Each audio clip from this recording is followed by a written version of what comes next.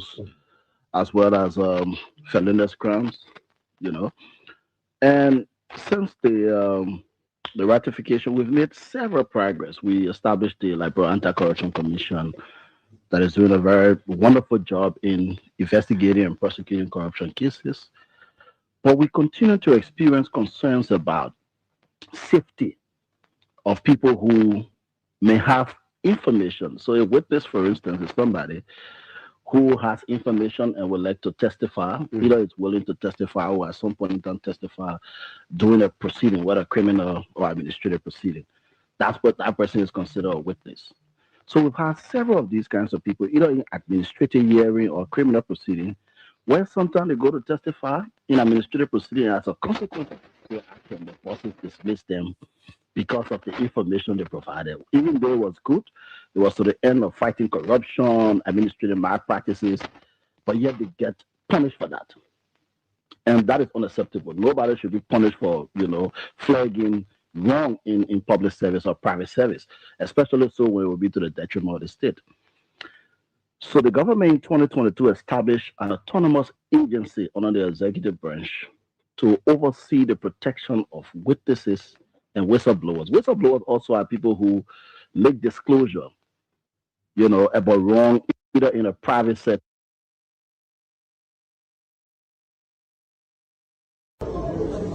Gopa, welcome to the media.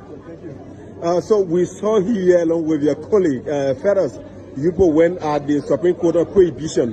What is it? Why prohibition? Okay, so I think this may be a bad analogy, but I'm going to use it anyway because I like to make things simple, right? Okay. Imagine the game started, the other side felt they had a very good team. Okay. Okay. We are 20 minutes into the game, and they decide they don't like the linesman. Okay, and the referee decides that he's going to start the game all over. And the whole game is started over. It's a fundamental issue of fairness. Okay. The trial was on, and you disband the jury. When the prosecution had overwhelming evidence, even if the jury didn't believe one of your evidence, the overwhelming weight of the evidence should convince the jury. To disband the jury, we thought was an issue of fundamental fairness, and that is not what our constitution says. So we came up. Now that they come before the circuit court requesting for change of venue, what do you think of this entire request from the prosecutions? The whole change of venue issue is laughable, right? Okay. Because what is the issue? You got all this overwhelming evidence, we're proceeding, then you come back now and say you want change to go where? Timbuktu, where you want to go? Okay, where will you go that will be in your favor or that will change the evidence? You do not have the evidence. Your first witness proved that you do not have a case.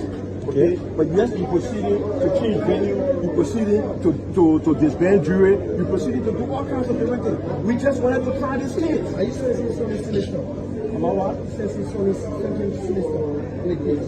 I'm not saying anything sinister other than the prosecution don't have the evidence that they convince the public. Okay, because they have come now and said, change the venue because the media is involved. We don't want the media to be involved. Who had the first press conference on this case? It was the police director. Okay, I went before the Nigerian public and for 2 hours just to get us that we bring the capital building. You still sound confident and believe that they do not have a case against you? If they take their case to Timbuktu.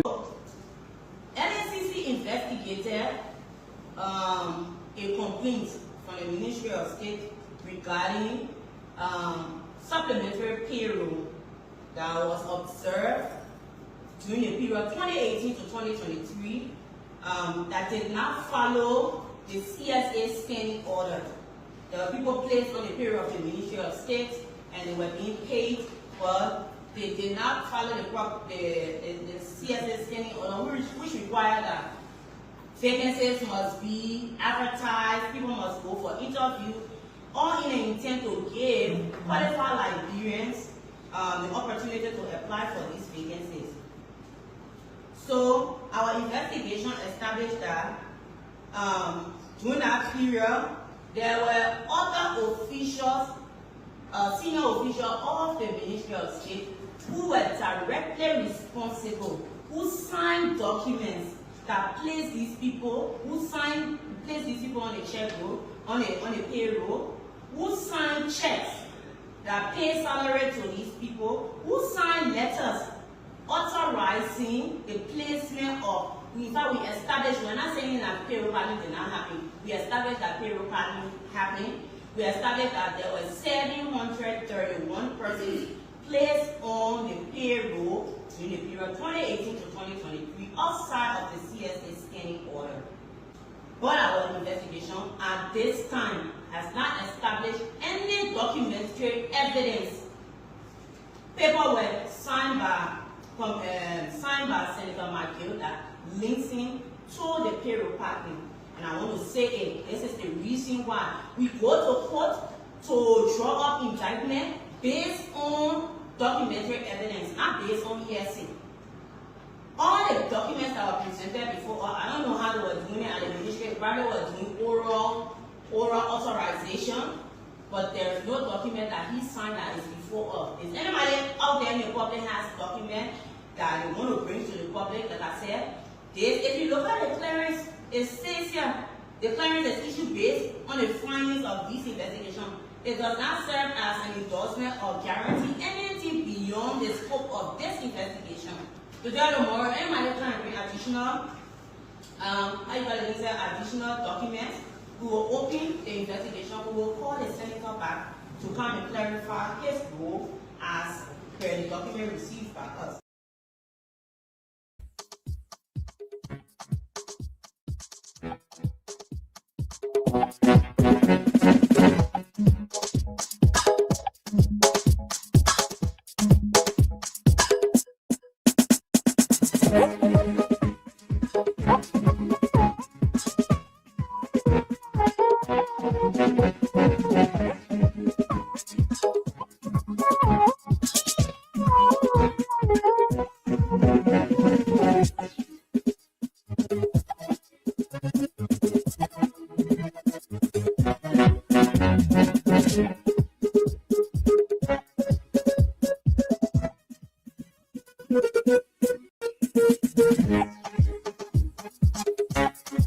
Okay. Good morning,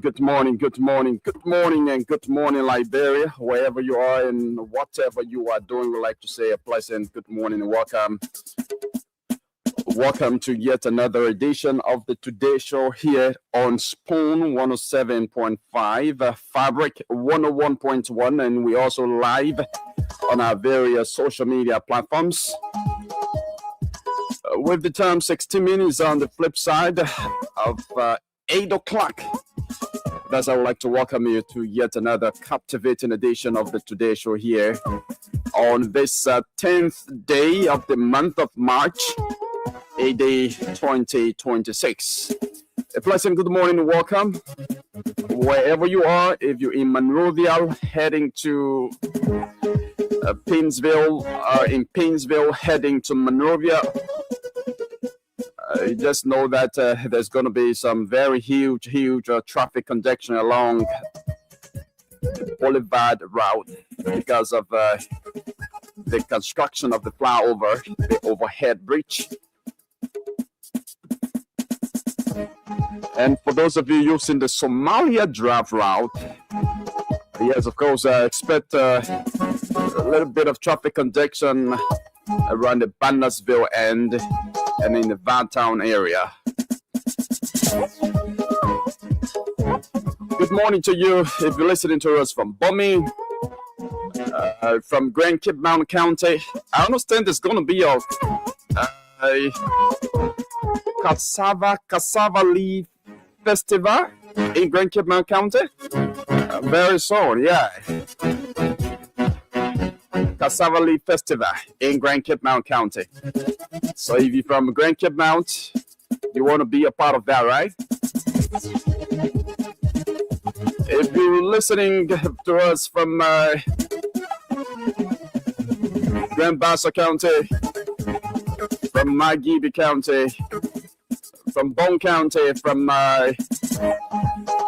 Lofa County, Nimba County, just wherever you're listening to us from, we'd like to say a pleasant good morning and welcome. And for those of you watching the show live this morning, we'd like like to say good morning, and welcome.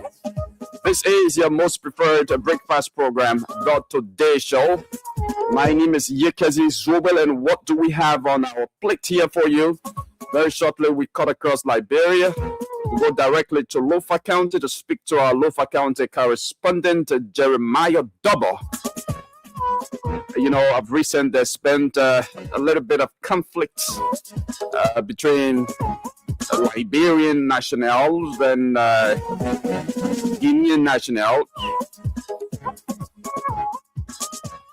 there in Lofa County, where, you know, Liberian national, you know, equipment were seized by soldiers from Guinea. They had gone to, you know, dig sand, you know, for the construction of a major route there in Lofa County. But then their materials, their equipment were seized by the Guinean nationals. And where the sand was being dug, is an area, is a border point, is a border point, you know, between Liberia and Guinea. All right. So that has raised some concerns. Both authorities have been engaging. We understand, and they've come to a resolution. So our Lofa County correspondent, Jeremiah Double, will be telling us much about that this morning on the show. But also, folks, we bring you other trending issues. The LACC on yesterday clarified that it did not clear the former Minister of State, now Senator of Margibi County, Nathaniel McGill, of all corruption allegation. Some media institutions reported that Nathaniel McGill, the Senator of Margibi County, has been cleared of corruption allegations, you know, levied against him, all corruption allegations. But the executive chairperson of the LACC, you know, made that clarification yesterday at a press conference where she said Nathaniel McGill was only cleared of, you know, allegations of payroll paddling. That's the allegation he was cleared of. She made that clarification on yesterday, and we talk more and more about that, plus other trending developments. We will look through the newspapers to know what's happening in the print. At 9 o'clock, we play host to the director of the of NAFA. Yeah, he will be here as our guest this morning, and we're going to be looking at several issues. We understand that NAFA has an investment conference pending, a 2-day investment conference that is expected to begin from the 30 to 31 of March. Mr. Cyrus Sigby, the Director General of NAFA, will be on the show here this morning to tell us more about that investment conference. How is it going to, you know, benefit Liberia, or what is the goal, you know, of that conference that would attract a lot of international, you know, partners and stakeholders in the, you know, fishery sector of our country. So we talk more about that from 9 to 10 o'clock. And yesterday was a major resignation at the LBS, where our good friend and brother Vafle Kamara did resign, you know, after serving for several years there as the state broadcaster. Don't actually know what triggered or what precipitated his resignation, but sometimes people work, and you know, they get tired, and you know, they just decide to leave the job. Sometimes their resignations are triggered by, you know, circumstances, issues, you know, that are happening within a work environment that they don't like.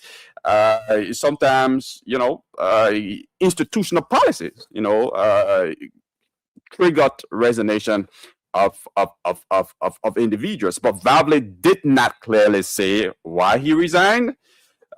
Yes, and he's tight-lipped on is that late on that. But we like to say kudos to him. We like to say congratulations to him. He did a marvelous work there. Award 7 at the LDS as a news director and host of their Super Morning Show. We wish you well in whatever may be your new endeavor. So, folks, that's it. The Today Show. My name is Yekezi Zobel. I hope to be joined here by Sylvester Wowie very shortly, and together we drive you straight up to 10 o'clock. This morning. Let me say good morning to all of you watching us this morning live on Spawn TV. I hope to pin some of your comments here.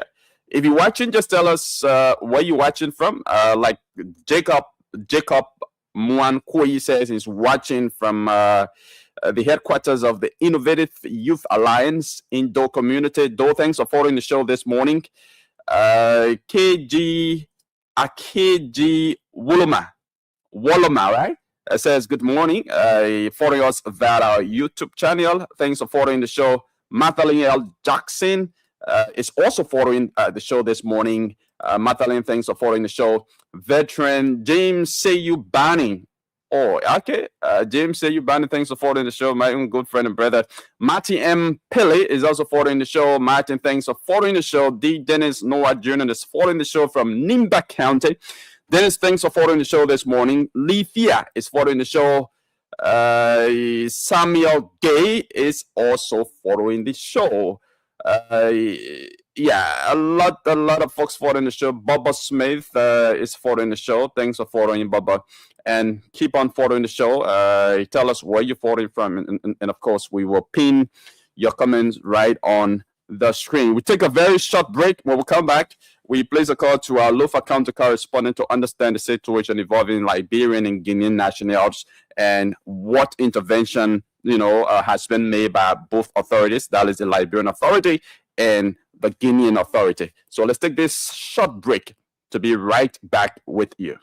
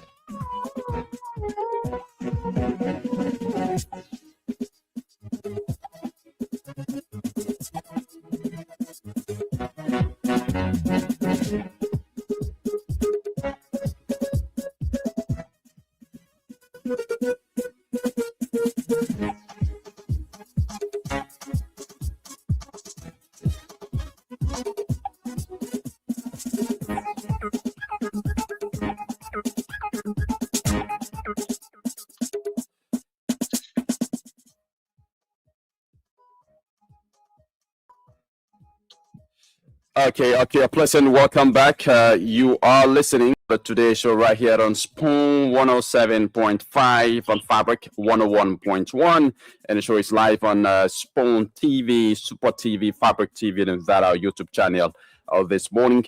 We have on the line our Lofa County correspondent, Jeremiah Doba, to tell us, what's unfolding in Lofa County. Specifically, we're going to be talking about the recent incident in Lofa County between Liberian national and Guinean nationals and what intervention has been made by both authorities. Welcome, Jeremiah. It's a pleasure having you on. Good morning. Yagazi, good morning to you. Good morning, our many listeners across Liberia and world are following our Today Show this morning. What a pleasure to be on the show this morning, the Tuesday morning, March 10, specifically speaking to you from Bonjaman, Lofa County. Okay, tell us, how is Bonjaman, Lofa County? Well, Lofa is okay. Bonjaman is cool this morning. We are grateful for the atmosphere this morning. Okay. How's the atmosphere there? Is it Is it a friendly weather as we call it here? Is it cloudy? What kind of weather you have there? So we are expressing that this video we having some friendly weather out as we all call it, like from last evening up to this morning. But it's all cool. We are all aware that we are gradually living the dry season and of course engaging in the rainy season. So you have many times this kind of a weather, but it's all cool. Citizens have also adjusted themselves to the weather like this and make sure that the farming activities are on course. So okay. fine, and all is good. Okay, let's delve straightly into the recent incident between Liberian nationals and Guinean nationals, where Liberians, accordingly, have gone to dig sand in the river that borders Liberia and Guinea, there in Lofa County. But their equipment were seized, were confiscated by Guinean authorities, barring them or banning them or stopping them, from carrying out the digging of sand, because they said that part of the river belongs to them. Tell us, just give a little background about that, and what interventions have been made so far by both authorities. Thank you, sir. Thank you so much this morning. So, of recent, we on some part of last week, we reported that there was some intervention made by the Minister of Internal Affairs, Republic of Liberia, and of course the country authority. Here, when it comes to this incident that we all heard some weeks ago, where the BK Enterprise Company have been given this contract to pave the Foya Street and then some of the bridge construction in that environment alongside with Barron Road connections. So with this engagement, the Guinean military was crossed over to Liberia at the time, and of course see some of those material, and that prompted the visit at the border, at the Sonoba border entry, where the minister visited along with some teams, and that engagement went a day long, but there was no conclusion or agreement being made. So then, if it went a day long, or if they took an entire day just to talk about that, what was the bone of contention then? So the day-long engagement was just about to know exactly what's happening, what has happened, what the report that was given by the BK Enterprise contractors, and of course they have gone there at the time to review or to see exactly what are some of those things. There was also a delegate from Guinea, which comprises of the governor, the Kisi governor of the Republic of Guinea, and several other local officials from that region all came to see exactly what's happening. But who specifically were some of the officials from Liberia? Was the minister Francis Umali there? The first time we have the Minister of Internal Affairs, Honorable Francis Sakla Umali, and we had the Superintendent of Lofa County with the Immigration Commander Lofa, the Police Commander Lofa, the Liberia Drugs Enforcement Agency Commander, just like that. Okay. So just a local based thing, and the Minister of Local Government was the high-ranking official at the time, and they had a day-long engagement. And who were some of the officials from Guinea as well? So I'm just telling you that we had the governor, the Kisi governor, okay, from the Republic of Guinea. We've been told he's the governor, the Kisi governor in the entire Republic of Guinea, along with the Gegedu region governor, Kisi governor from the Gegedu end. They were the two hard delegates, along with some other local chiefs from their end that came to Liberia at the time, and they had a day-long engagement. But the minister referred to it as not having a fruitful result because it was just not about having this kind of a movement where they requested to see a site where the incident occurred, and Okay. that all was done. And at the end of that meeting, the conclusion was that we're going to see exactly, we're going to reach the issue out to the relevant authority to know exactly what they can say about this. We are not the super fair, they may call it that way, from that Gegedu end and the other higher authority, but we are going to reach it out to them. Any other decision from them, then of course we're going to get back to you in a very soon possible time. So after taking a long time, a week, there was no, by the way, the response as it was promised. That was how they scored on Sunday. It was on the Saturday evening where we saw the Internal Affairs Minister of the Republic of Liberia, the Chief of Staff of the Liberian Army of the Armed Forces of Liberia, and several other delegates. The Assistant Minister for Bureau of Correction at the Ministry of Justice, and as well that's Gabriel Nupla, and as you had the representative from the Foreign Affairs and other high delegate from that end who came to Lofa and passed straight to Foya. And on Sunday morning, the delegate was headed to the Solomba border. And when we got at the border on that day, where we tell you now that we had the Chief of Staff, the immigration, the police, and the Ministry of Justice here in Lofa, that is the county attorney, and several high-profile delegates was also here at the time with the local chiefs, the paramount chief, and all of them. It's about 43 delegates crossed to Guinea to know exactly what was the issue after having a consultation with the Guinea dignitary that this issue hasn't been laid to rest, and that they are requesting that they meet to the border. It was first scheduled that they should meet to Solomba for entry, and later on we saw a lady and me, two of them crossed to Solomba and requested to the minister that we agree that we're going to have this engagement, but we want for us to go sit as. Who is that lady? Because what I'm observing is that high profile officials from Liberia are going, and meeting officials, not high profile, officials from Guinea. Like, you explained during the first meeting, the minister and others went and met a Kisi governor.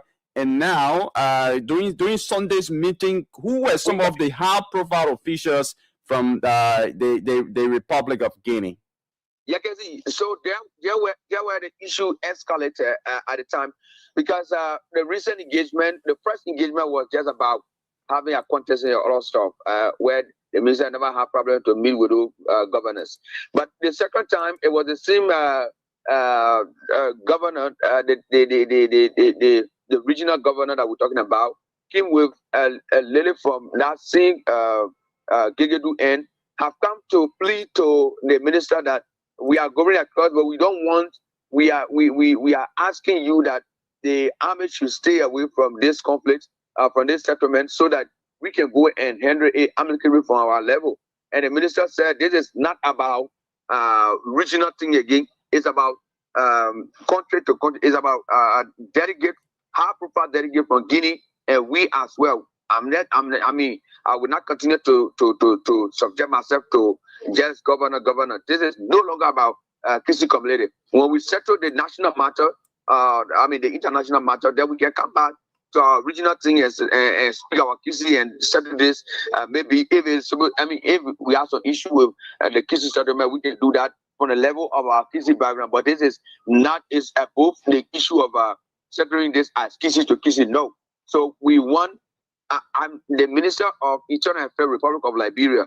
I want the Internal Affairs Minister of Guinea to be there. That's the only way I'm going to cross to Guinea and settle this matter with him and the super fair of this Gegedu end, so that we all can sit and discuss this. It's no longer about governor to minister. I'm not going to take that. And there where he exists there, and immediately there was acceptance that the Internal Affairs Minister from Guinea will be available in Gegedu so that this matter can be well explained and know exactly what are the fault and where are we in terms of this settlement. So when will the Minister of Guinea be available then? So it was on that same day. So after that communication, where the 43 delegates from Liberia crossed to Guinea, and we went to Gegedu. Reaching out to Gegedu was the super, they call it the super fair from that Gegedu end, and as well the Internal Affairs Minister. I don't know how to call it from that end, but he's also the Internal Affairs Minister from Guinea. Was also part of that meeting where he came from Conakry immediately on that day because the minister requested that he have to be there. That's the only way he himself will feel like, yes, this is a national matter. I mean, this is Liberia to Guinea matter. It's not just a local government. So when we went there, there was a lot of explanations, people giving background about Jerry, you just want to be brief because we don't have the luxury of time. Those key things that they discussed in the meeting and the conclusion that they came up to. So the conclusion, I mean, the issue discussed was about this material that was seized and having been returned. The Minister of Internal Affairs Liberia requested that no material should be given back to the Liberians so they can do the work. It's not about money, but the Guinean concern is that they are having this machine on the river. They are, by the way, they are calling the same money, but they are also doing a mineral mining. That was the reason the Gegedu Super Fair instructed the army to go and arrest all of those material from the contractors. So the Minister of Internal Affairs in Guinea said that they are going to pass it over to Lands and Geology Ministry in Guinea to observe or to study this equipment. If it is not meant to do a mining in the river, then no problem. They can see what to do to turn it over. But if it is, they're going to find it a little bit difficult to receiving it because they don't want Liberia to be involved into that money or why they are not aware of what they are not approved. So that was a discussion, and there where they had the issue that the material will be turned over if the geology ministry in Guinea study the material and know exactly that it's not meant for mining.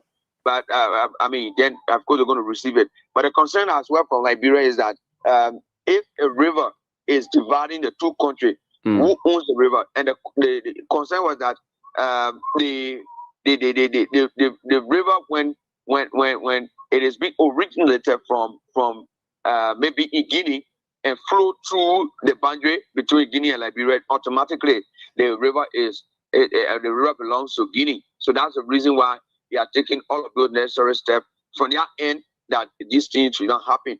So the minister from Liberia now requested that they want this thing to be settled because this is a minor river thing. They don't want for it to escalate because there are many information circulating around that there's the issue of Guinea trying to bring war to Liberia because they have crossed the river and of course having some engagement, not informing the Liberians. And as well, the minister from Guinea also requested because from Madam Ellen Johnson Sirleaf, where he narrated the story that from President Ellen Johnson Sirleaf to former President Weah coming to Buckeye, they normally see the flare to the Solomba end. But now the flare have been moved, the Liberian flare have been moved to the river where you would just stand,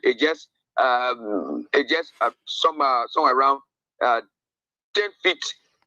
or 8 feet away from the river where they extended the flare right now. So they are asking that the government of Liberia should talk to the security to carry the flag back to where normally it has been. So some concern from the citizens from Liberia too are saying that once across the river belongs to the Liberians, they have the right to plant the flag anywhere they want to plant it, but it should not be instruction from the Guineans that they should take the flag from here and carry it to this place. So no issues. The minister said that they're going to take the flag from where it is currently and carry back to the normal area where it used to be before. Okay, and that was agreed upon, and it's something that the Guinean authority agree on.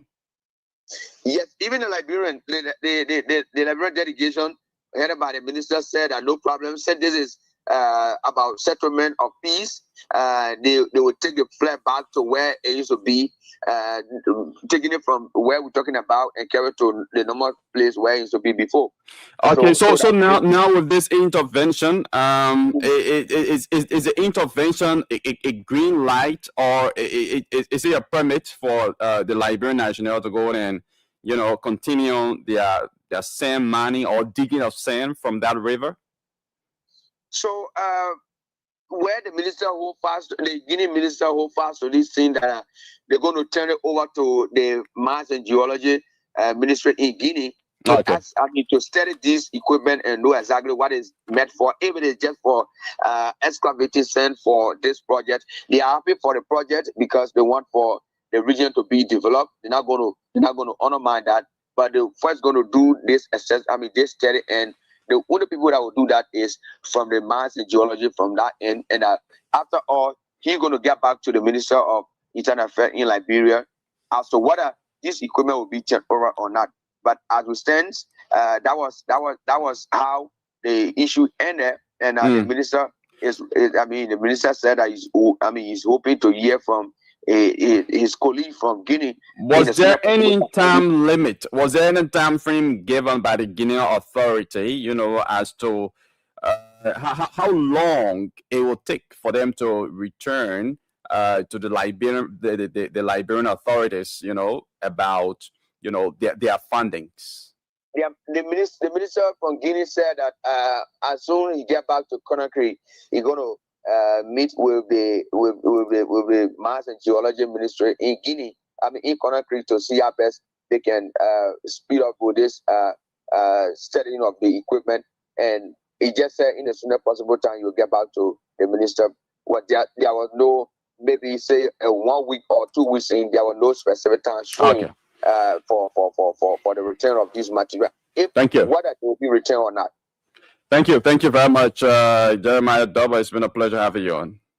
Thank you so much, and we look forward to seeing exactly what's happening, and we will continue to give updates to Liberians. Sure, thank you. Jeremiah Doba is our correspondent there in Lofa County, filling us in with information regarding recent misunderstanding between Guinean and Liberian nationals, where Guinean soldiers arrested some Liberians who are going to dig sand from the river that borders Guinea and Liberia from the end of Lofa County. We're not talking about the St. John River there in Nimba County, in Ganta specifically.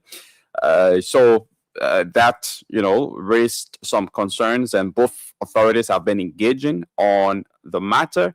And the conclusion recently was that both ministers of internal affairs from both countries met, and they said the minister of internal affairs of Guinea promised to return with funding from the authorities in as soon as possible time.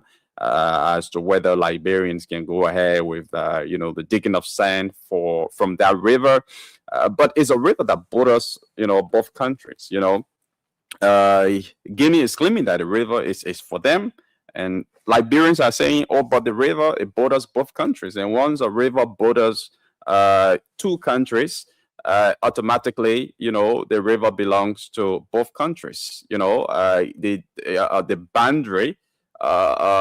Maybe it could be the middle of that river.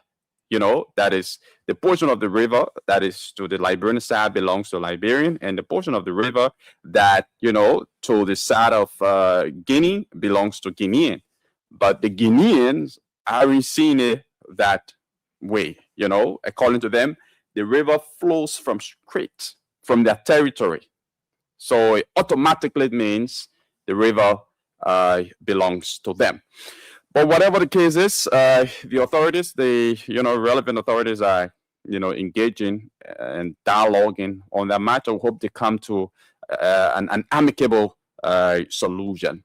But you're listening to the Today Show right here on Spawn 107.5. My name is Yekezi Zobed. It's 12 minutes climbing up to 9 o'clock at 9. Don't forget, we play host to NAFA Director General, Honorable Cyrus Sigby. He's going to be here at 9 o'clock as our guest. Let's take this very short break. We come back, we discuss other issues just before we usher in our guest this morning.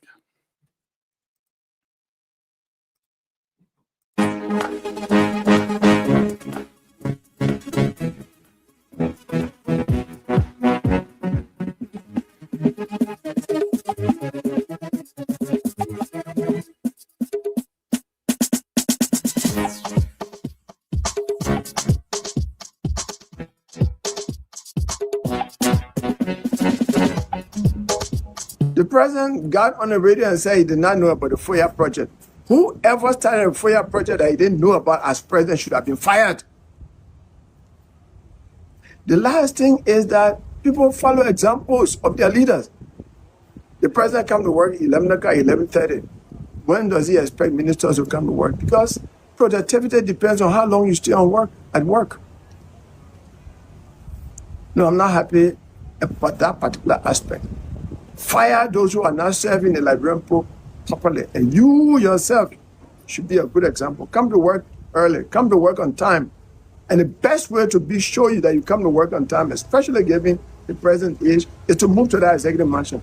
If it takes $5 million to fix the presidential floor, I think that is more urgent than the FOIA project. Let the president fix the presidential quarter and move there so that he can be more productive. Even in the evening, he can come to his office. That's why I want to tell Liberian people I'm actually angry about it. That's not governance. 300,000 people didn't die in this country for us to be playing. Talking about, I will fire you. Threatening to fire, that's not governance. You got your intelligent people giving you all the information about the performance. Use the information to govern. Thank you very much. It's wrong. That's not governance. Hey, they don't deserve notice. The president got on the radio and said he did not know about the FOIA project. Whoever started a FOIA project that he didn't know about as president should have been fired. The last thing is that people follow examples of their leaders. The president come to work 11 o'clock, 11:30. When does he expect ministers to come to work? Because productivity depends on how long you stay at work. No, I'm not happy about that particular aspect. Fire those who are not serving the Liberian people properly. And you yourself should be a good example. Come to work early. Come to work on time. And the best way to show you that you come to work on time, especially given the present age, is to move to that executive mansion. If it takes $5 million to fix the presidential floor, I think that is more urgent than the FOIA project. Let the president fix the presidential quarter and move there so that he can be more productive. Even in the evening, he can come to his office. That's why I want to tell Liberian people I'm actually angry about it. That's not governance. 300,000 people didn't die in this country for us to be playing. Talking about, I will fire you. Threatening to fire, that's not governance. You got your intelligent people giving you all the information about the performance. Use the information to govern. Thank you very much.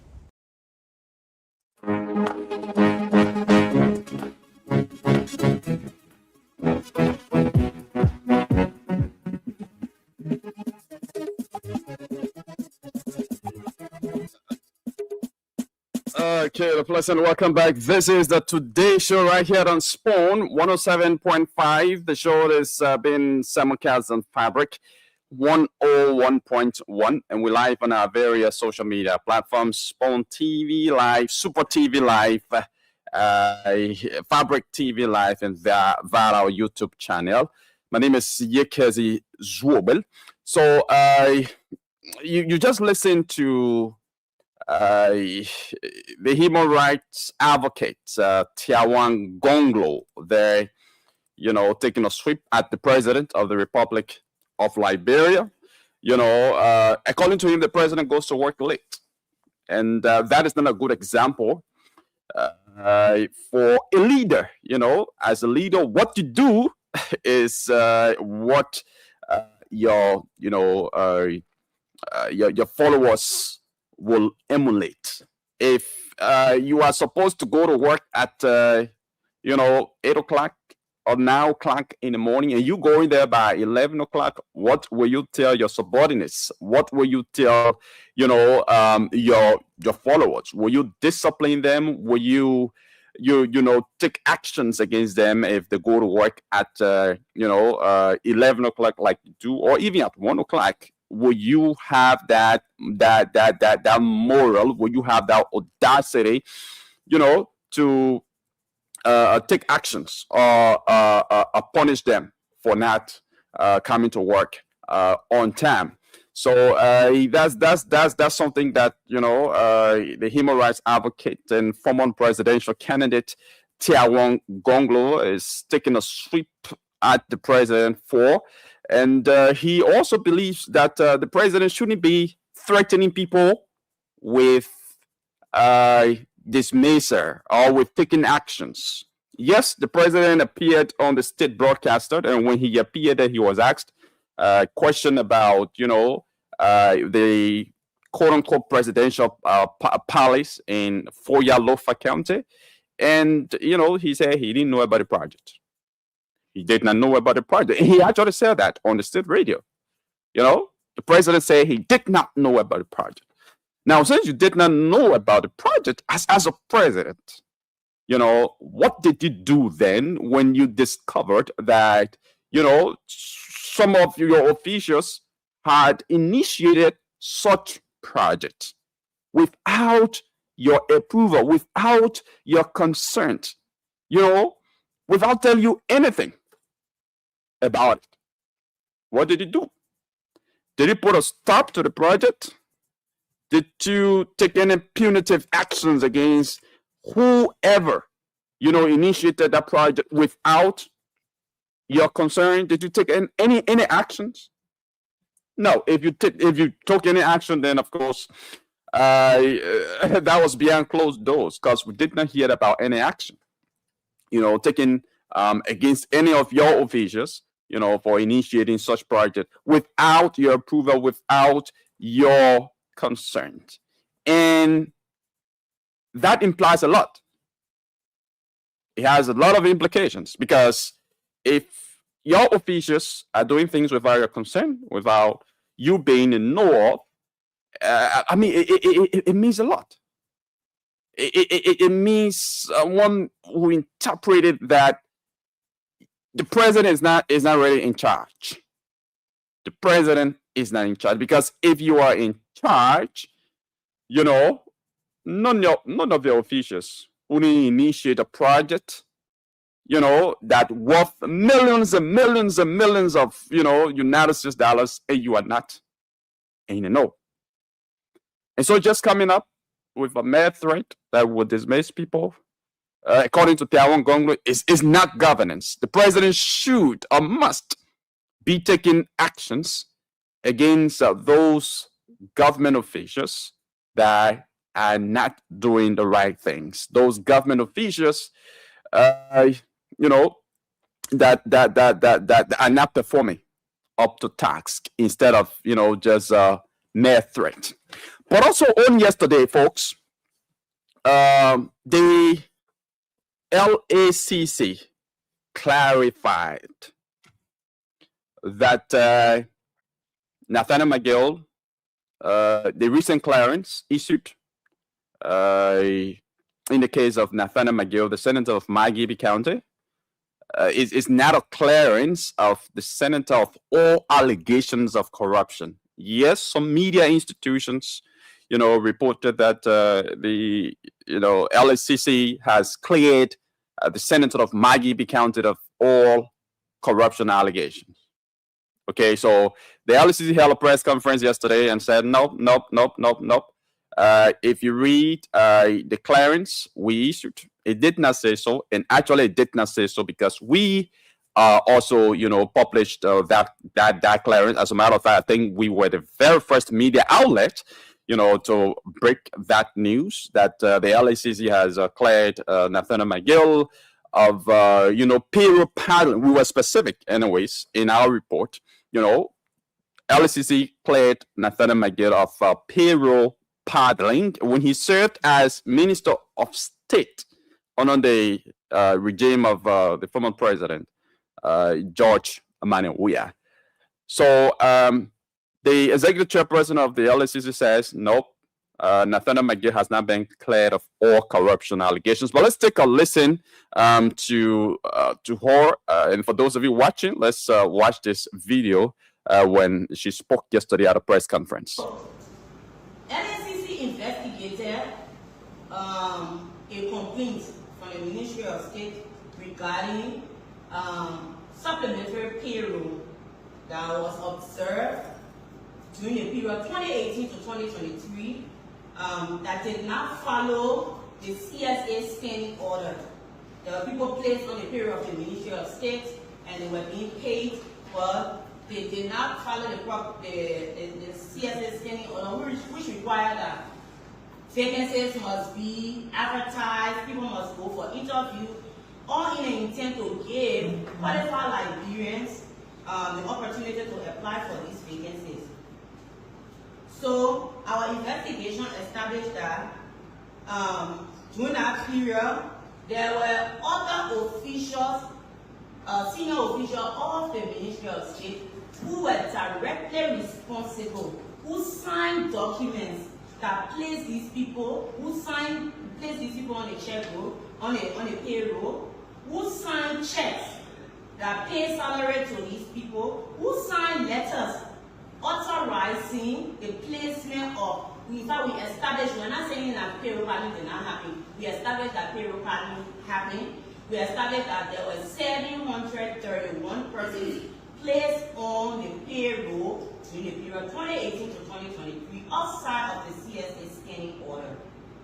But our investigation at this time has not established any documentary evidence. Paperwork signed by Senator McGill that links him to the payroll paddling. And I want to say it, this is the reason why we go to court to draw up indictment based on documentary evidence, not based on hearsay.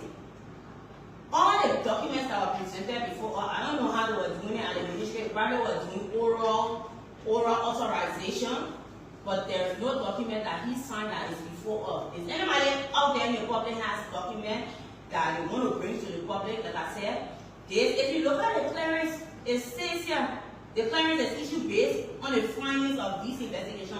It does not serve as an endorsement or guarantee anything beyond the scope of this investigation. Furthermore, anybody can bring additional, additional documents. We will open the investigation. We will call the senator back to come and clarify his role as per the document received by us. Okay, and that's the chairperson of the LACC, the Liberia Anti-Corruption Commission, Madam Alexander Zoll there, speaking at a press conference, making some clarification about recent media reports that the Senator of Margibi County, Nathaniel McGill, and former Minister of State for Presidential Affairs, has been cleared of all corruption allegations. So she said emphatically that Nathaniel McGill has not been cleared of all corruption allegations as reported in the media, but rather he's only been cleared of, allegations of payroll paddling when he served as Minister of State at the Ministry of State for Presidential Affairs. The time is 2 minutes on the flip side of 9 o'clock. We will take a very short break. When we come back, we play host to the Director General of NAFA, and he's already here with us in studio to talk about, the institution's upcoming investment conference, plus other issues, relative to NAFA. So let's take this break to be back.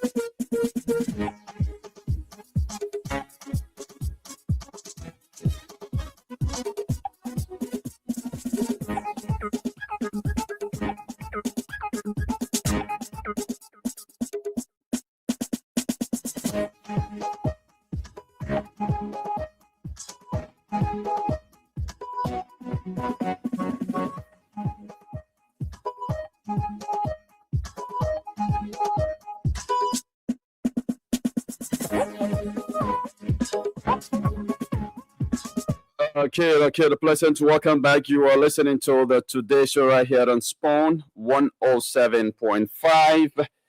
My name is Yekezi Zwobel. It's 4 minutes on the flip side of 9 o'clock. Like I said earlier, that today at about this time we'll be playing host to the Director General of NAFA, Mr. Cyrus Sigbe. And of course, Mr. Sigbe is already here with us in studio, and I'd like to welcome him to Spoon FM and Spoon TV. Mr. Sigbe, welcome. Thank you, Yegezi. I like the fact that you said Mr. Sigbe. I appreciate that. Yeah, okay. But I'm saying on the screen, honorable. So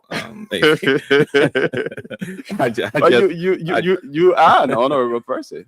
Well, the thing is, I mean, based on your portfolio, your work should be honorable. Okay. I want to look at more the kind of work I do, not me as an individual. I mean, we are all servants of this country. We do what we have to do. We occupy a particular position because of the privilege we have. You know, the president has entrusted us to drive a particular sector. And so I want to be called by my name so that people, you know, become much more kind of comfortable to approach me anywhere, everywhere, anytime. Okay, so this title of honorable, you think that the honorable title scares people? Scares people away. You know, people want to, when they're sending you a particular sentence, they want to coin it in a way that they think you shouldn't feel offended and everything like that. And I mean, once I'm called Cyrus, everybody feel free and comfortable to reach out to me. Okay, that's good. So we have Mr. Cyrus Sigbe here with us in studio, the Director General of the National Fish and Aquaculture Authority. The NAFA is expected, to hold a 2-day conference. Expected to begin on the 30 to the 31 of this month. The conference aims to attract investors to strengthen partnerships and unlock opportunities in Liberia's fisheries and aquaculture industry. And he's here to tell us more about it. Mr. Sigbe, welcome again. Firstly, how is NAFA since your appointment? NAFA is progressing. Initially, we were surviving. Now we are progressing. Initially, you were surviving. Yeah. Well, what do you mean? I think we were trying to live from hand to mouth. Initially, from hand to mouth. Yeah. When we took over the authority, there were huge challenges that we met, and we needed to navigate through those challenges. So, are you saying when you took over, you met virtually nothing, an empty coverage? Oh no, we met a little. Around $450,000 in the coffers. Okay. 3.1 million US dollars debt liabilities that we owe a lot of institutions, both locally and internationally. The GSC is now doing verification of those debts, and afterward, NAFA would need to brace itself to begin to liquidate those liabilities. And so there was a lot of obstacles, that we met that we had to navigate through. And that's the reason why the president saw it fitting to send someone from a development background, a project management professionals, project management specialist, someone who understands the sector, When we took over, they were huge, dissatisfaction with the development partners, the way things were unfolding at Okay. NAFA. We were able to restore that confidence with our development partners. Now we have the Fisheries Development Partners Coordination Group. So what you that talked meets about every quarter. dissatisfaction. Just 1 minute. Let me just land on Okay. this. All right. We also had a society, a workforce that was very chaotic. You had a lot of inner fight within the workforce. People were jittering, dissatisfied on the way they were treated. Staff were laid off without due processes. And so we went in and restored professionalism. We restore a work culture that people now feel much more, they feel appreciated, on the little things they do.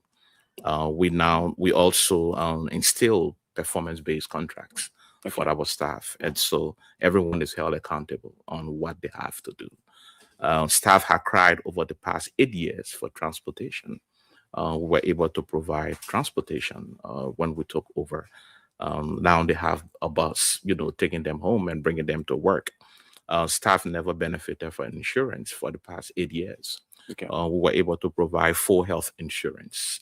And also our seagoers, those who risk their lives going on the ocean, were not protected. And so we provided full life insurance for those staff. There were contractors that been on contract for 8 years. We were able to ensure full employment of those contractors after evaluation. And so the workforce feels motivated. They feel now much appreciated to serve the country. There were issues of internet, basic things like internet connectivity that we never had when we took over. We were able to restore that.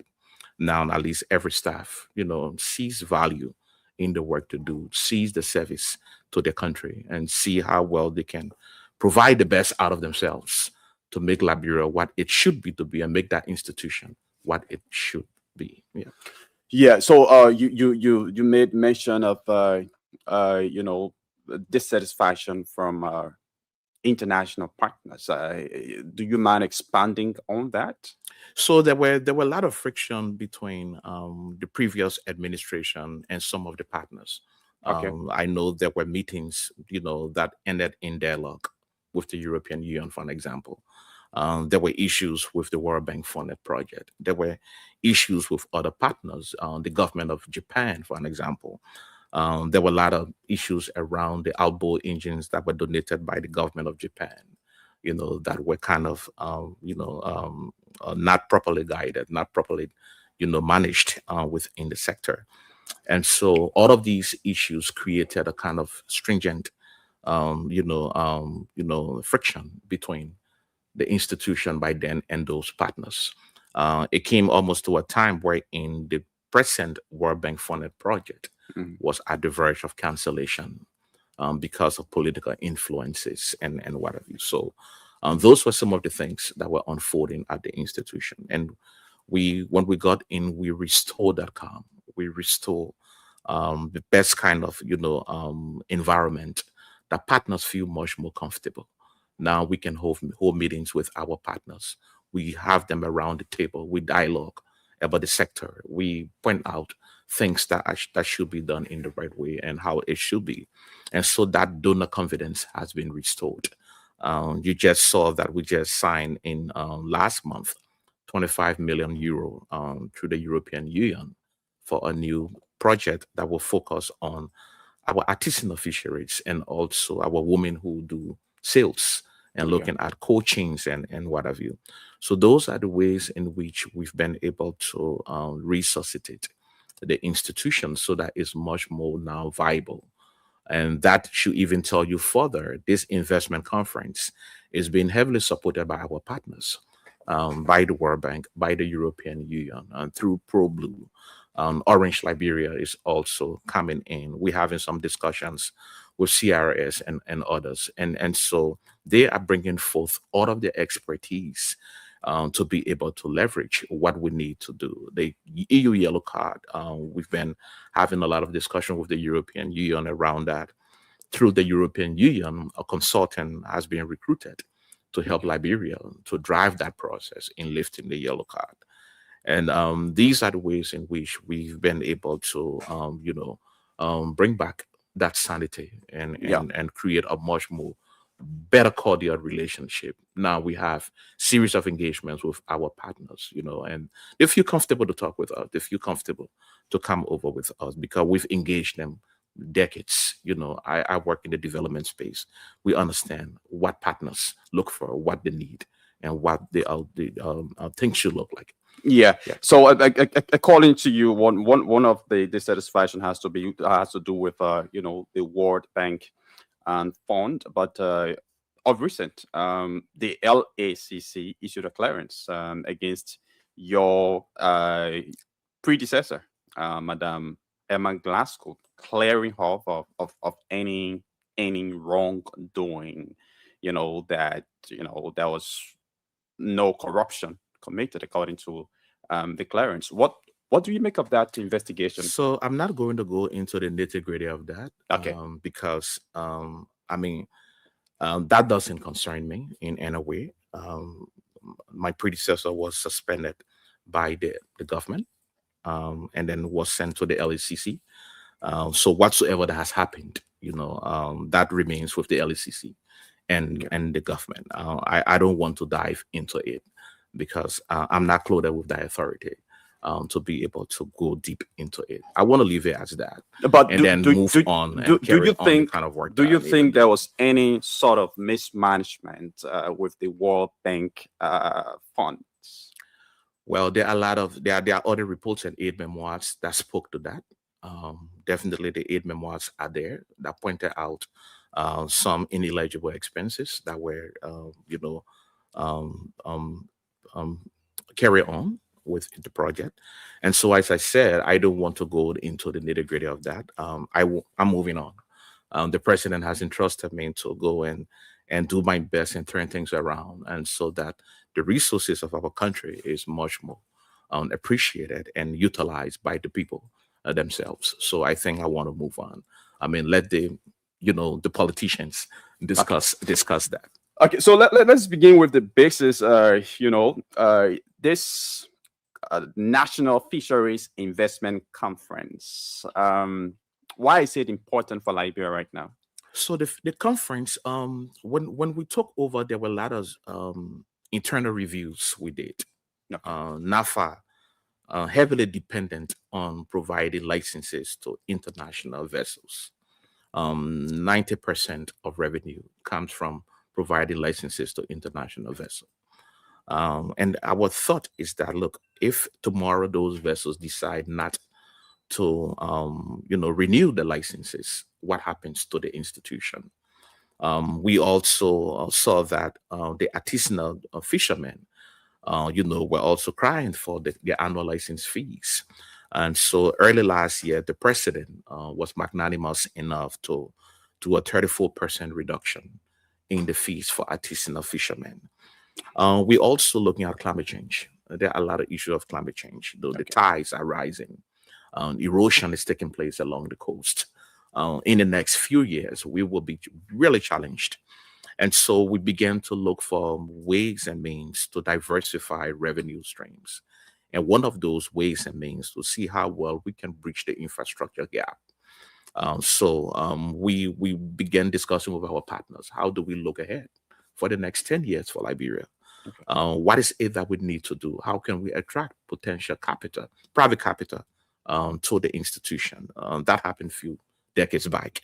And I think based on our own vision for the sector, we decided to create that platform that will showcase our comparative advantage as a country and where we can attract private capital, get investors to come in, and see how well the partners with be a local, be a international, to enhance more private capital and allow the private sector to drive the fishery sector.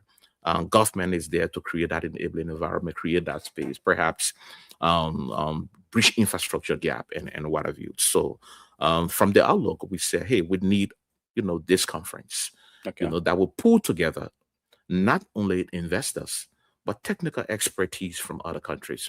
How can we learn from Morocco? How did they get it right? How can we learn from Ghana? How did they get it right? How can we learn from Nigeria next to Sierra Leone and other countries? How can we learn from people in the region who have gotten it so good, so right in the fishery sector that it's become much more viable? And so this conference brings together not only investors, but also technical expertise from other professional and international institutions, as well as national institutions, for us to do some frank dialogue around the investment climate, around the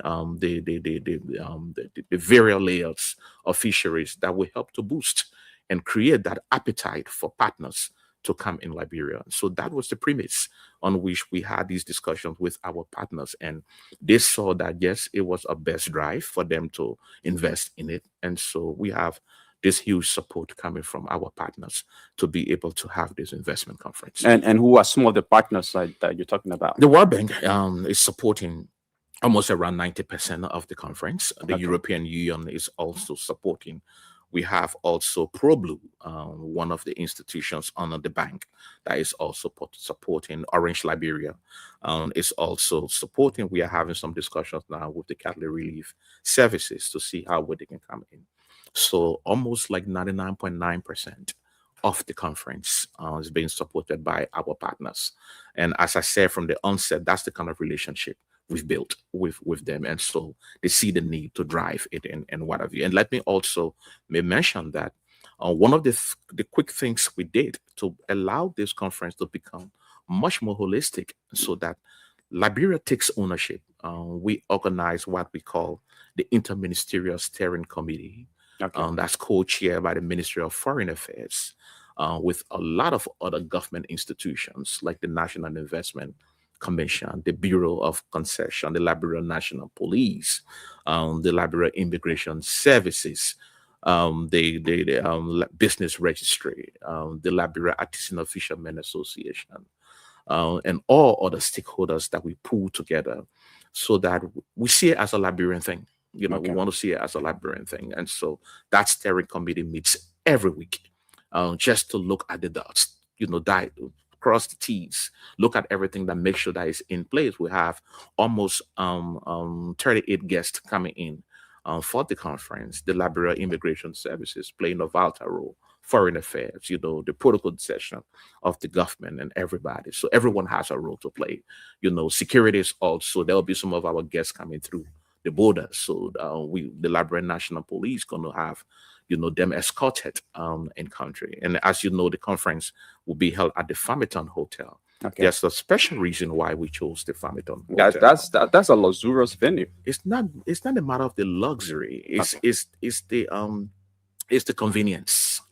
Yeah. We initially, when we started planning the conference last year, we thought on the ministerial complex prior to the construction of the overhead. But then when the construction started, and then we saw the traffic jam, it doesn't make sense to have your international guests come in and stuck in traffic for almost 10, 15, 20 minutes to get at a conference venue. And so we took the Farmington Hotel. The good thing we did was that we negotiated with the Farmington Hotel and we got a huge discount on every room, that the conference will be paying for. Besides that, those guests coming in would just leave from the airport and just straight to the Farmington. That ambience, that, kind of, an environment much more conducive to have such an international conference. You have just the river just next door, wherein there'll be a lot of other features, showcase for the conference. Yeah. So you mentioned in investment opportunities. Many Liberians are wondering what this means in practical terms. So what specific opportunities exist, for ordinary Liberians, and not just Liberians? What opportunities, exist too as well for the investors? Because before investors invest, they must see what they can get in return. So what opportunities exist for both Liberians and the investors? So let me start with the Liberians first. There's a huge business case for fisheries in Liberia. I mean, our per capita consumption is now around 8.4. That needs to increase. We have a huge fish population, called the biomass of almost 387,000 metric tons. Our harvest is just around 53,000 metric tons every year. And so there's a huge gap that we need to now explore more. There's issue with cold chains, post-harvest loss is on the increase. We now encouraging Liberians to get involved in, cold storage facilities, for example, so that when our fishermen come with that fish and they are unable to sell, there's somewhere to store it. And so they are able to enhance and get value for money. We're also looking at the fishing itself, or how can Liberians get more involved in tapping into the fishing industry. We just got the Sea King that came in last year. One of the goals to see how well we could get Liberians take interest and create the appetite in our fishing industry. We're also talking about processed fish. If you look at just a little piece of dry fish that goes to the US and that costs, how can Liberians start getting involved in perhaps getting these fish processed, well packaged, and exported? And those are the opportunities that Liberians can, benefit from. For the international partners, personally, Liberia does not have an industrial fishing port. We now, all of our big vessels, the tuna vessels and what have you, the shrimp vessels, they all move to neighboring Senegal, move to Ghana to offload their catch. And so that traceability is missing for Liberia. That's a huge opportunity that brings a lot of potential capital, for any investor that comes in and say, hey, we want to take over the port. We can build the port. We can run it, and wherein you have all of those tuna vessels coming in and docking in Liberia. There's another investment opportunity for a dry dock. The dry dock is such that it's like the garage you have for vehicles. We do not have a space like that for vessels in Liberia. So all of our ships have to go to maybe to Ghana and other countries to be maintained. And so that's another huge opportunity with all of the fleets that coming into Liberia. If you have a dry dock, that's a very good business case that you can also tap into. Fish farming is another huge potential. We go to neighboring countries and people crave for tilapia, crave for catfish. We need to now industrialize our fish farming. We've been at the subsistence level. We want to now scale up. That issue of feed, addressing fish feed, is another investment opportunity. As it stands, Liberians have to go to Ghana to import fish feed. We have been struggling to make sure we utilize our local ingredients to get feed in Liberia. That hasn't come to its appreciation yet. And so that's an investment opportunity that we can tap into. And also looking at vessels. Personally, we have about 5,800 canoes on our waters owned by Liberians. How can we start upgrading to another level, so that they go beyond, and be able to get the right kind of, logistics, that needed to be able to do the bigger fishing in our water. So those are all investment potential. I also talk about cold chains, and that, which of course is another huge market opportunity. And so the investment potential are immense. Our species are we have one of the most expensive species in our waters. Our scarlet shrimps entered into Spain and very delicate and what have you. And those are some of the things we're going to be showcasing at the investment conference. And so the investment potential for fisheries is immense. That's why we are encouraging Liberians to get fully involved. Because if you are managing your own resources, you safeguard it. You know that, yes, you have to protect it. You do not overexploit it, because once it finishes, then it comes back on you. So the investment potentials are immense, and that's why we now, as a government, trying to tell the world that, hey, Liberia is ready for business. We are ready to open up our fisheries to get partners to come in and collaborate with Liberians to be able to drive and ensure that our fisheries governance is much more sustainable. And that's the reason why this conference and Game is critical. And another key issue a lot of people cared about, a lot of Liberians cared about, has to do with employment. How many jobs could potentially be created if the investment goals, from this conference is achieved? Just from the port alone, we're talking about between 2,000 to 3,500 jobs just from the 3,000, just from the industrial fishing port. Okay. And you will have people who carry on daily activities on packaging fish, getting on the ocean, doing other works and what have you. So just from that alone, that calculation, that has been done, and talking about that kind of job. Now, the private sector provides 9 out of every 10 jobs. And that's the reason why we're insisting that here the private sector has to drive this. That reduces the burden on government. The government should not be the biggest employer. Government should be able to create enable an environment for private sector to create those jobs. And I think there where we need to tap into more. We've become very intentional on job creation. And so we're going with this year, last year we started tracking all of our jobs. This year we're also going to be enhancing that kind of in fact from the aquaculture. If we go to industrial in aquaculture, at least we're talking about around 300 to 400 jobs that will be coming just from one aquaculture site, industrial aquaculture site, and we're thinking on 4 of those sites in the country. And so there are a lot of issues around the value chain that want to create jobs. 2 days ago, I was discussing with one of the students from the Department of Fisheries and Aquaculture Sciences from the University of Liberia. He brought in an innovation. Young guy, brought in an innovation. Goes on the beach, buys his fish, come and stock it in his freezer, made out of some pipes in the freezer, and then he transport the fish from there to homes to sell. Now he's talking about getting additional 3 or 4 persons that will help because the demand is getting high for him. And so that's the reason. That's why we're insisting that once we can get the private sector to drive on most of these things, definitely the jobs going to be created, and we're going to not be discussing the issue of jobs, in the fishery sector. Once we have the private sector driving it, and so there are immense opportunities for job creation. Once we get all of these in place, we also getting one of the biggest breeding for fish in Liberia being reconstructed in Bome County. And that's another avenue that we're looking for the private sector to take over and be able to drive this. Everything we do, we're looking at how can we do a public-private partnership so that we make the sector more sustainable, because if the private sector drive it and they see that is beneficial to them, definitely they're going to sustain it, because they know they're making money out of it. And I think that's the reason why we believe that this is very critical for us. Okay, folks, if you just joined us, it's a reminder that you're listening to the Today Show. This is your most preferred breakfast program.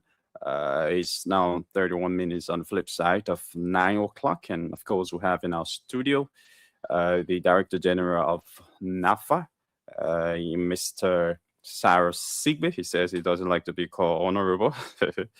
Yeah, he's here discussing issues pertaining to their institution, particularly the institution's, pending investment conference. And of course, my name is Yekezi Zobel. I've been joined by Sylvester Wowie on the interview. Sylvester, welcome. Do you have any question for Mr. Sigbe? You asked it all. I mean, I was interested in the employment of Liberians after the conference, and I think the honorable man already touched on that. So my next concern is, NAFA usually bring in materials, and those materials like I know you call motor for those kinos. Yes, okay. How soon do we expect new consumer into the country for the local fishermen? So we want to deviate from distributing free materials. We want to make sure that we encourage companies to come in and provide these materials at appreciable prices. The last consignment we had in stock, have been distribution is now ongoing in the counties because that came from the Japanese government.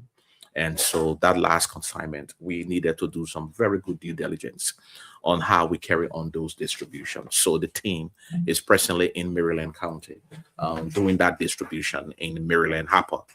They were in Grand Crew a few days ago, in Sino, in Grand Bassa, cutting across the coastal counties to distribute the last batch of it.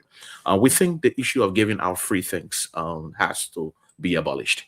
You cannot allow companies to come in, bringing in materials that they intend to sell, and then government is distributing it free of charge. We want to change the paradigm. We want to shift it so that we allow the private companies now to ride this.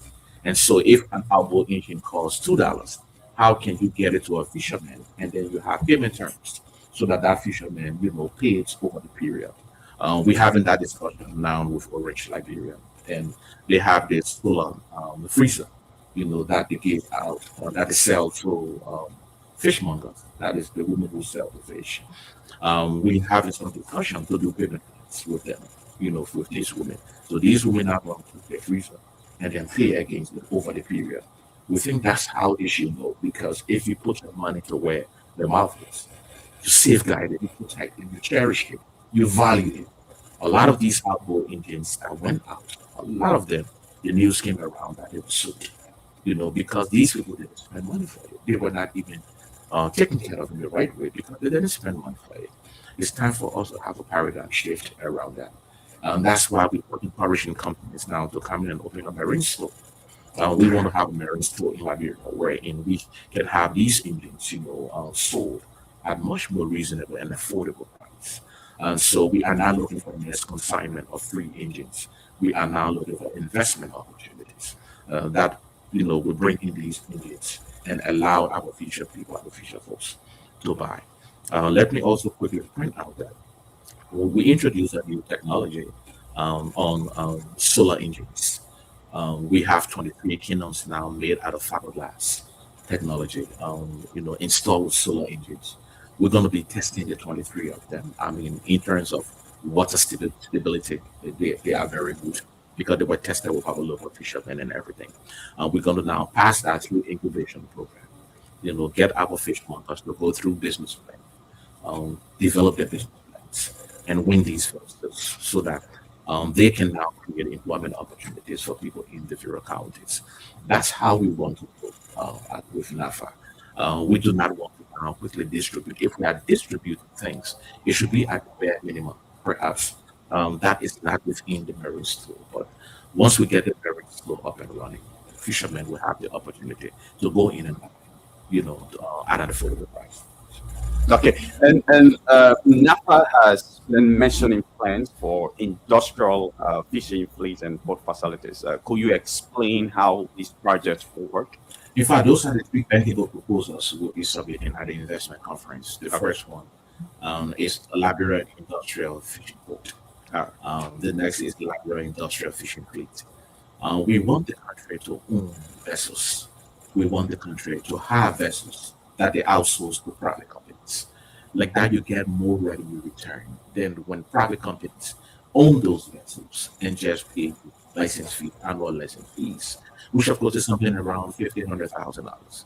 And those people have to fishing for 1 year. Come on, for God's sake, the catch is huge.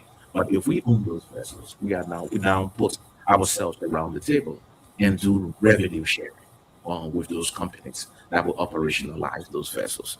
And that will be the first test case with the Sea King that was commissioned last year by the Vice President of the Republic of Liberia.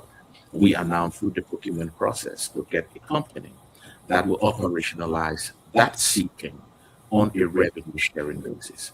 That revenue sharing could be either 60-40, 60 to the private company, 40 to the government, or 70-30, 70 to the private company, 30 to the government. And we think that's one of the ways in which we can capitalize more to be able to get return on investment of what we are doing. And the third bankable proposal we'll be submitting is called the Liberia Industrial Aquaculture Off-Taker Fund. Those 3 bankable proposals are ready and will be shared at the investment conference. And we're having some dialogues already behind the scene. Let me quickly also indicate that there will be 3 partnership agreements also signed with Orange Liberia, 1-year partnership agreement. Orange is full on Saturday. The fish market will be held at the Invincible Park from 9 o'clock in the morning to 6:30 in the evening. Orange is supporting that almost around 98%. Okay.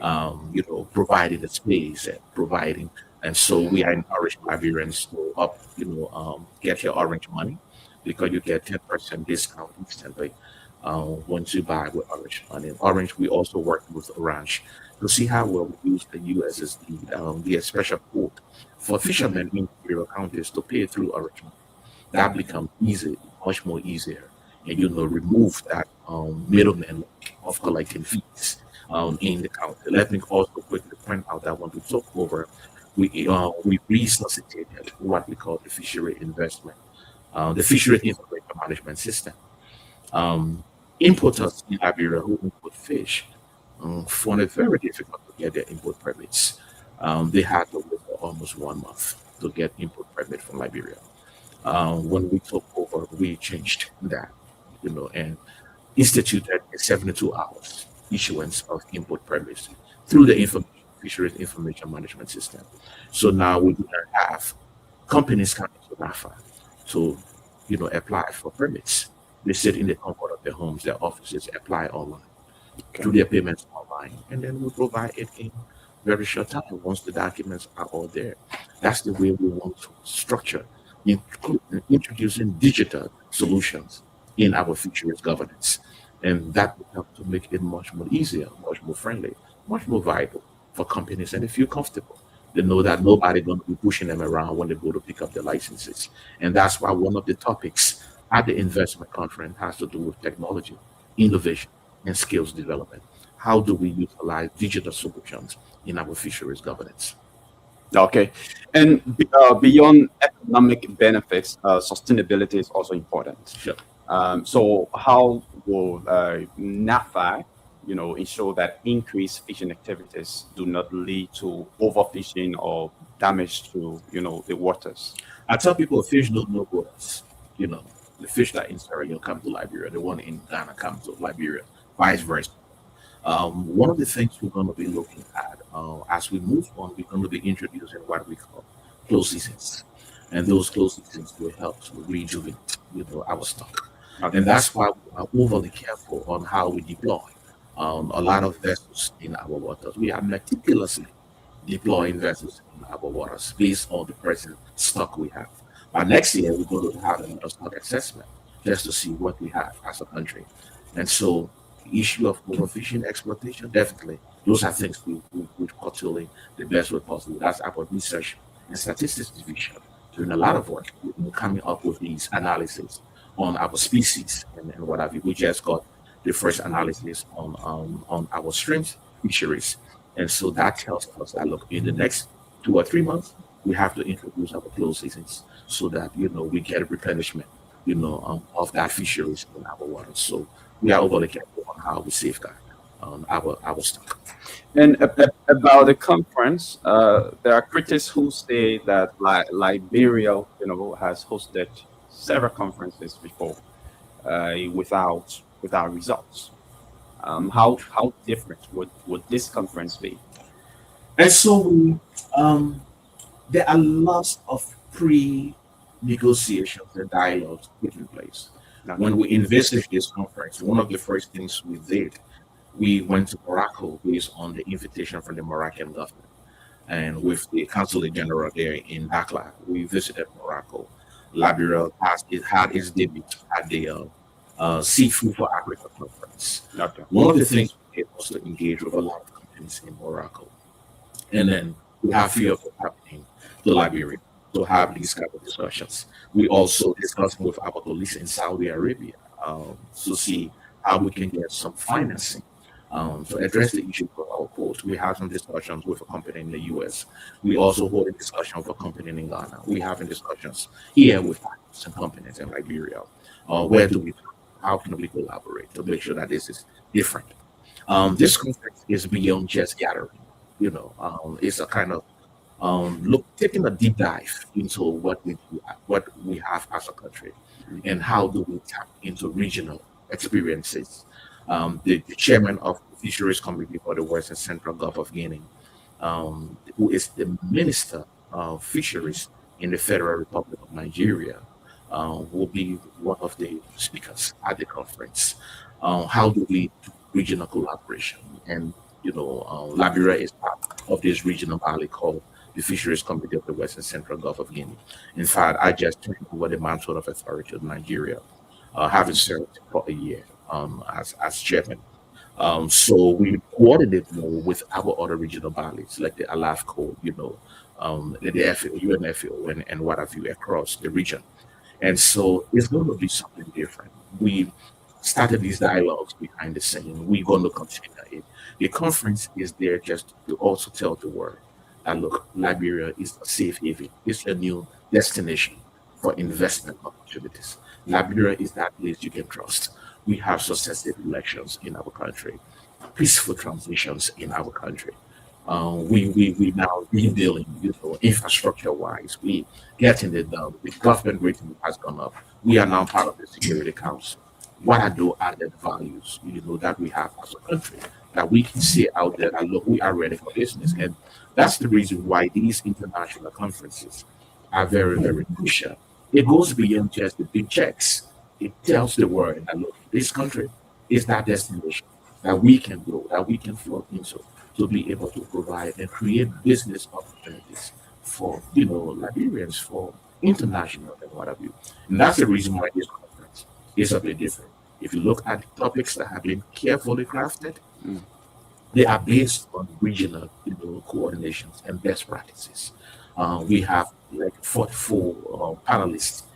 Some of them will be Liberians. We have Liberians feeding into the international. We have 9 Liberians, 49. How many Liberians? We have almost around 15 Liberians that will be participating in as that panelists. Yeah, as panelists. For the moderation, we have 3 Liberians out of 9, moderators coming in to serve. And that just tells you that there are professionals, there are experts in our country who also provide the context.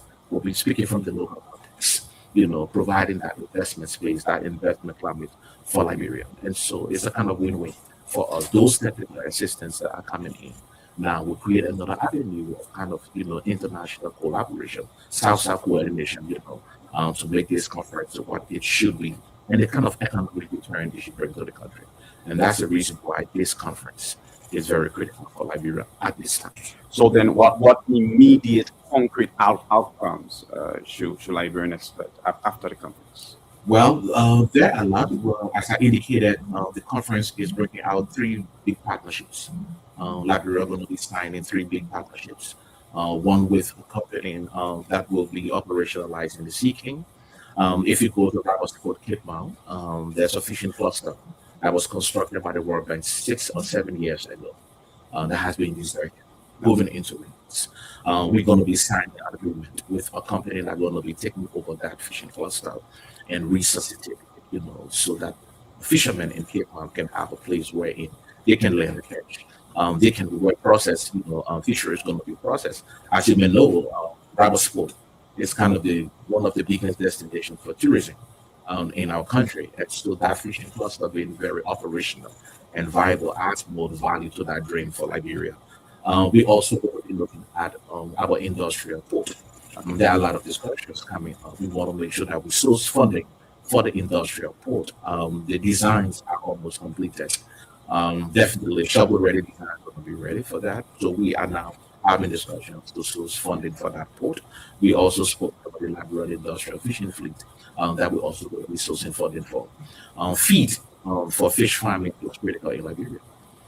We have companies coming to assess the business environment, so that conference is also creating that opportunity to see how we can start having our own, feed produced, but in the meantime, have it available at much more lower and appreciable price for fish farmers to buy.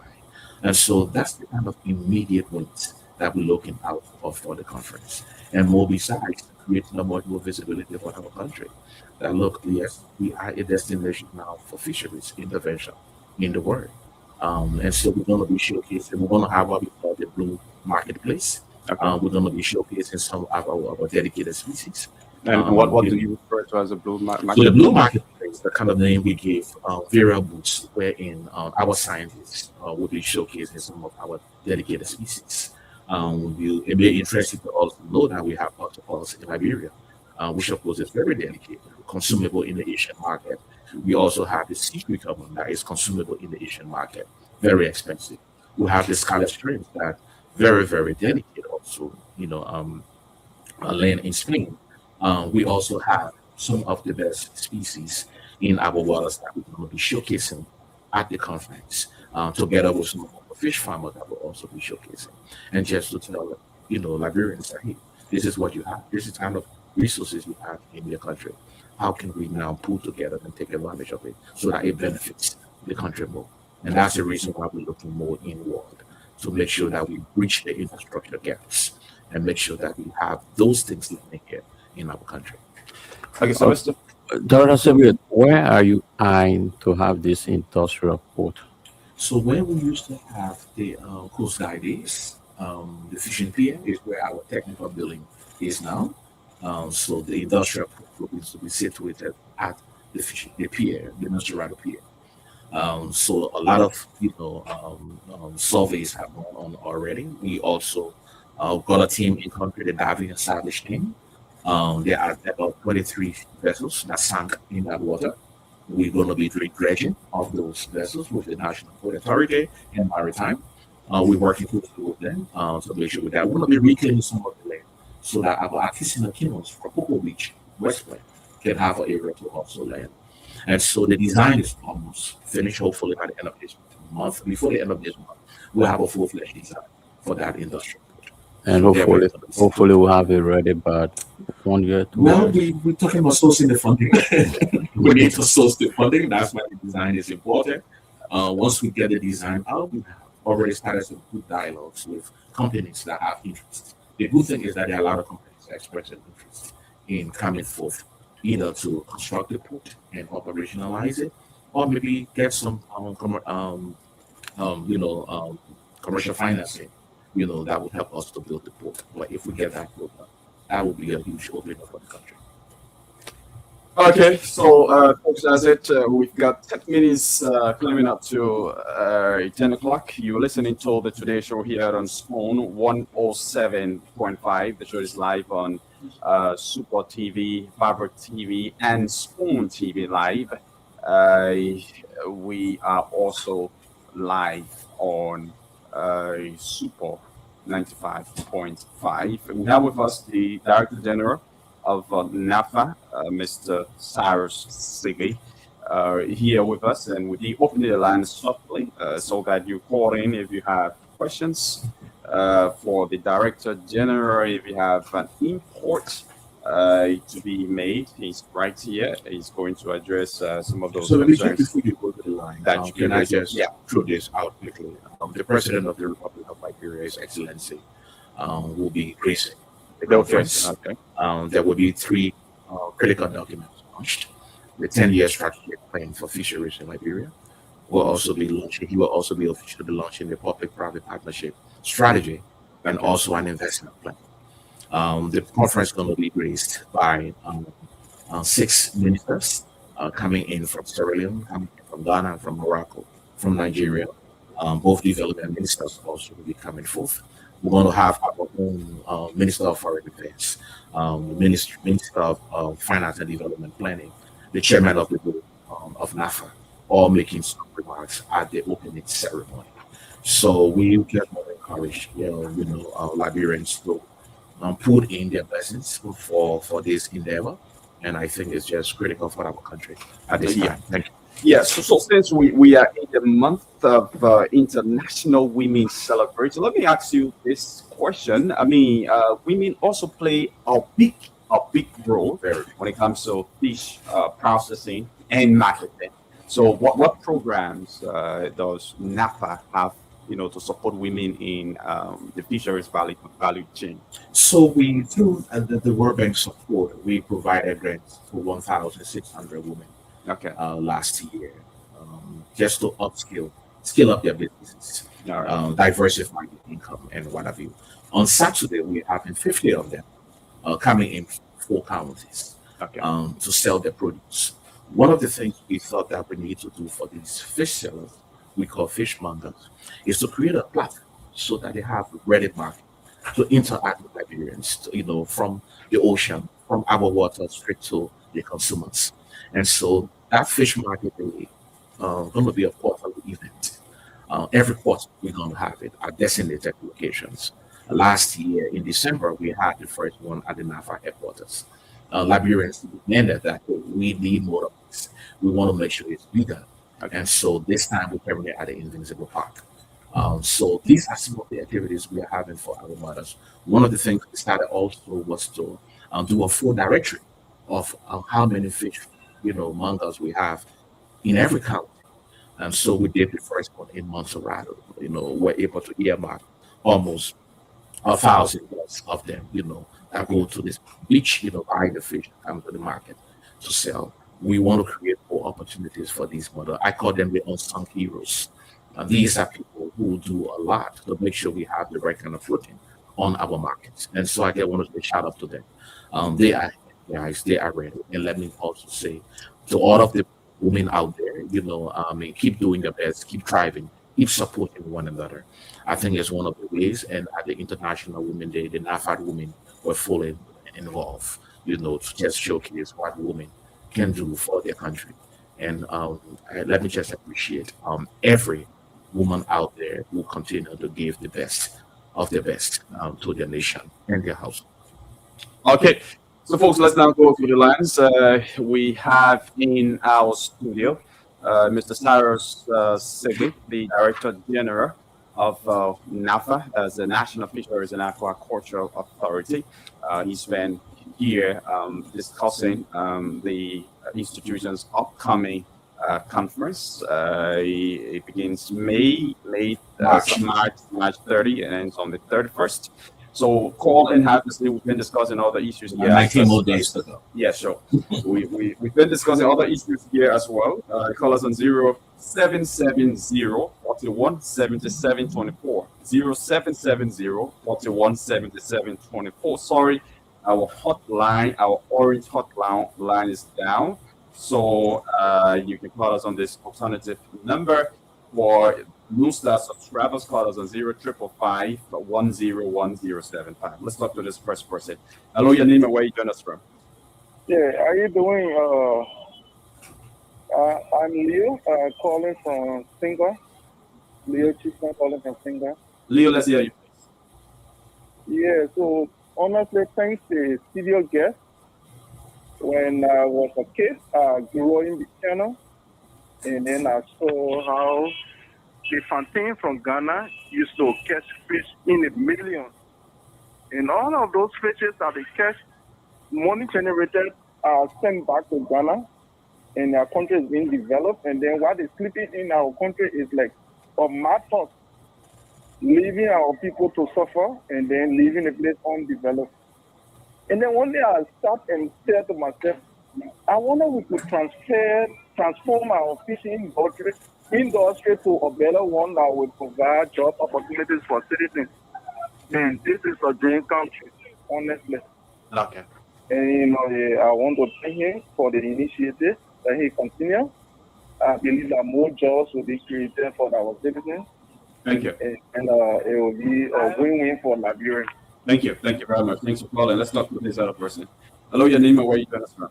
Oh, good morning. Good morning. Thank you, Honorable Mayor. Oh, this is James Arthur. I'm a member in the lecture today. Please go ahead, James. Hearing me?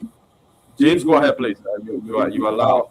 I want to ask the man. I'm asking one question. Why are they marketing the guest to create or job to be friends? Since they sent it to this particular position, they are not creating more opportunity for Liberian people. Since we've been all in this being campaign all around. Why are they doing to create adequate job? Each time they sit on the video trying to talk all the good, but you can't see nothing tangible for them. So to get job.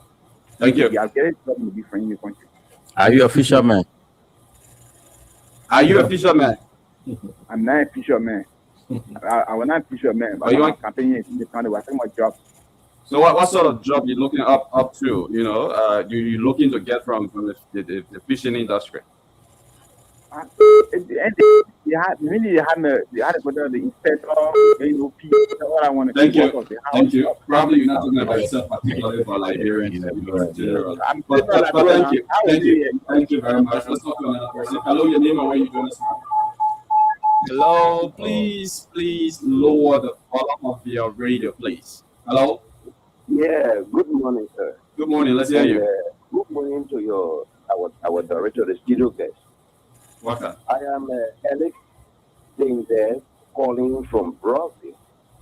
and an old veteran within the fishing industry. So, my question to the director is, what is the plan put in place for the fishermen in case of training? Because the fishermen will be variable. Sometimes if you want to go to the and the sailors on board, they say, oh, they do not have people, they are not qualified. Even the tuna vessel that was coming during the past regime, they were recruiting the people were on land while they were paying them, and which I have never seen since I entered in the fishing industry from 1988. Okay. So my question is, what is the training being put in place for the seamen to have some document that if the tuna vessel can, it will not be given to other national, be working, taking our resources, and the work that they will do in our water, the benefit, they will take it to their various countries, Nigerian, Ghanaian, and Ivorian. So that's my question to our director. That's a good concern. Thank you very much. So let's take just two calls because we are already out of time. Call us on 0770-41-7724, 0770-41-7724, 0555-101075, 0555-101075. Let's see if we can talk to this person. Hello, your name and where you join us from. Hello, are you there? Okay, let's go over to the director to address some of the concerns because we are already out of time. Yeah, let me start with Alex, being a veteran in the fishing industry. That's a very good concern he raised.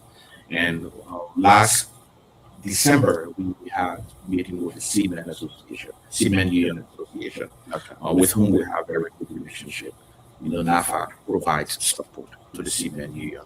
One of the things we're working with now is to see how we get most of the passports renewed, so that they have those opportunities to get on those vessels. In terms of training capabilities, we've asked them now to, develop a training plan that they can share with us on where they want to strengthen as a union. And so we're waiting for that. But the dialogue with them has been very productive, and also with the Labrador Artisanal Fishermen Association. We work through the leadership, very, very organized leadership, need to also be upgraded to strengthen them. And how can we provide more opportunities for the fishermen? One of the things we started early was to distribute what we call AIS. So most of the vessels, the canoes, unfortunately, a lot of the fishermen got afraid that those equipment were used to spy on them. And so when they get on the ocean, they switch it off. When they realized that they started getting some serious stress on the sea, and the waves, sending them, they saw the involved, because the value of the equipment is that once you have stress on the sea, you have a button where you can press that alert to our fishery monitoring center that there's an issue, and we can quickly get the Labrador Coast Guard to move in and rescue. And so those are creating the kind of awareness. We also trying to see how we can get some through the FAO. There have been distribution of compass, and also life jackets to our fishermen so that they get used to these. Someone also raised the concern about the Ghanaians, coming in our waters and what have you. Let me point out that Ghana, Liberia, Sierra Leone, we coexist. Definitely, you have a lot of Ghanaians that have lived here for rack of ages, doing fishing in our waters and selling their catch here. Liberians do the same in other countries. What is most important is how can we ensure that we have much more, better oversight on the way the fishing and how the catch, is tracked and where it is sold and landed. And I think that's where we are moving now. We met with the sea chiefs, who are both Ghanaians, Fanti chiefs, and Liberian chiefs, just to have some common understanding, some commonalities, because they are also living in Liberia. Liberia has a very good relationship with Ghana. I met with the ambassador 2 weeks ago, who was at our office just to have more of these discussions, around it. So we want to be much more responsible in the way we approach a lot of these issues so that you don't create that kind of negative political cloud And so those are the mechanisms we put in place just to make sure we safeguard our resources, and these people that are in our waters are following our laws.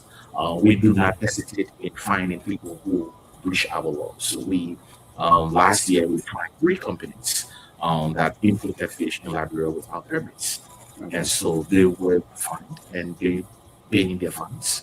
We're going to be very serious about it. And before you have fish imported in this country, you have to get a permit, and the rationale for that is we want to trace where the fish is coming from. We want to make sure we assess that it's consumable for our population. We want to make sure that it is healthy for our population. And so we're very, very kind of stringent on monitoring a lot of these stories. Our next monitoring wave takes off next week across the entire country. We've done a complete mapping of all the coastal ridges in Liberia, geo-referenced, and then we see in terms of, the kind of jobs they are also created. That's why it's so simple for the fishery sector to track jobs. Last year, 65 new coastal ridges were created across the country. Each one of those coastal ridges got around 3-5% new jobs created in the rural location that we have tracked, and everything. So those are the mechanisms we put in place for the sector, and we think we do it in a much more responsible way. Okay, thank you very much, Mr. Sigga. It's been a wonderful time having you here. We are already out of time, but finally, before you leave, let me just quiz you with this. How's the relationship with your predecessor?